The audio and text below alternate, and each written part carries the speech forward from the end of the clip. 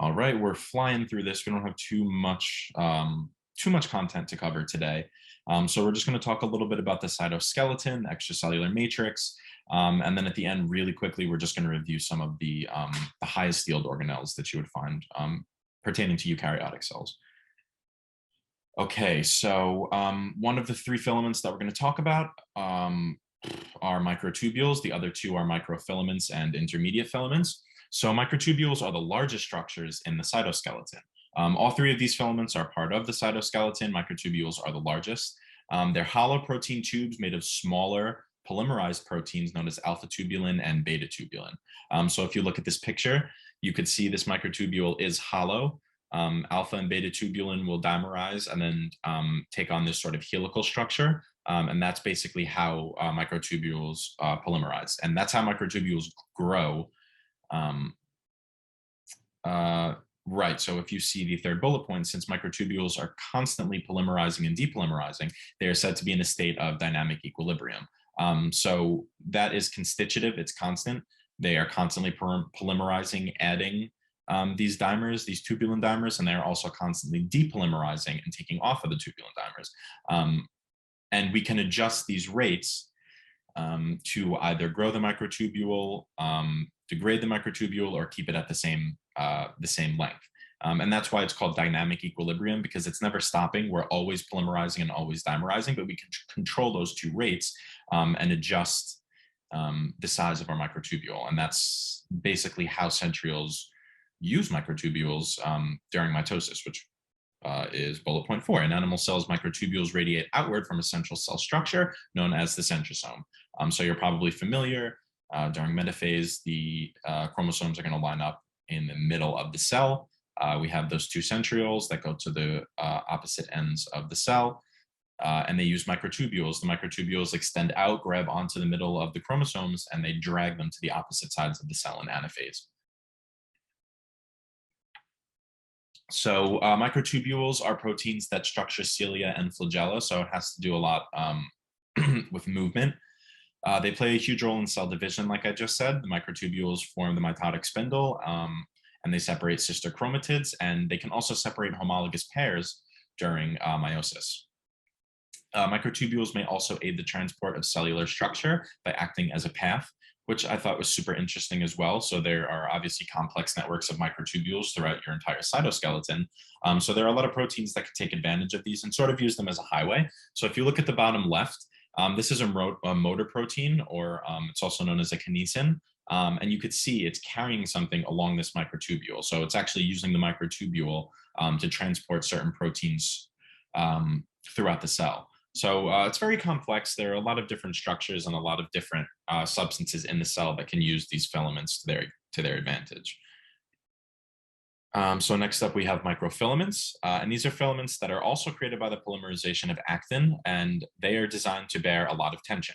So by coordinating with myosin, microfilaments help generate force for cellular contraction, amoeboid movement, and the pinching of dividing cells during cytokinesis. So we were just talking about the microtubules that are pulling those chromosomes to the opposite sides of the cell during anaphase, and then we have telophase, where we are starting to form two separate cytoplasms. And then during cytokinesis, we see that pinching right in the middle of the two cells.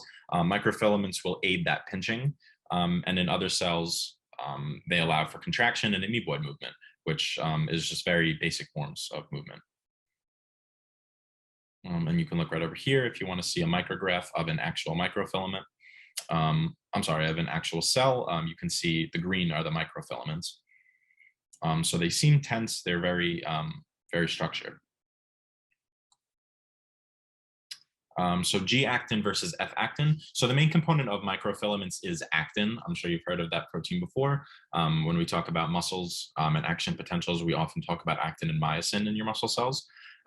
So microfilaments are the structural form of actin. So G-actin is the single globular form of the actin protein that is produced in cells. So it's produced in single monomers known as G-actin. These G-actin monomers will polymerize into long helical chains referred to as filamentous actin or F-actin. So F-actin is what the microfilaments actually are. Since each monomer is connected to the next in the same orientation, they're all connected in the same orientation. These microfilaments exhibit polarity, so they're split into a positive and a negative end.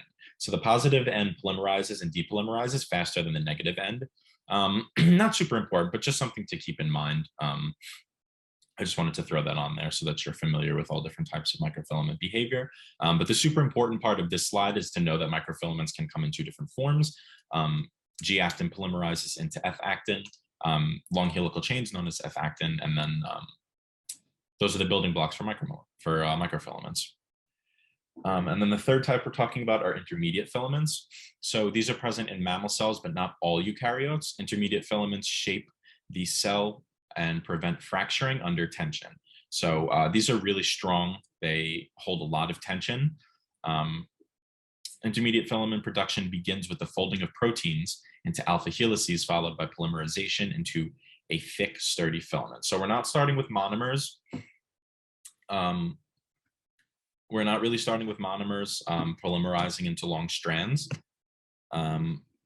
And we're not really readily polymerizing and depolymerizing. So intermediate filaments have a very high tensile strength and are therefore the most stable structure in the cytoskeleton. So the other two filaments can be sort of transient. They're polymerizing, depolymerizing, moving around. Intermediate filaments are very static and they're very strong. So they're like the actual scaffolding, the actual backbone. And they're very important to keeping the structure and shape of a eukaryotic cell. They are non-polar and they do not bind ATP or GTP, so they're very stable. Keep that in mind. Okay, and we were just discussing the three main components, so just really quickly, the cytoskeleton is basically just what helps maintain the cell's structure and its organization. You can see from the diagram over here, the cytoskeleton is on the inside of the cell membrane. It lines the cell membrane, and that's what gives the cell its shape.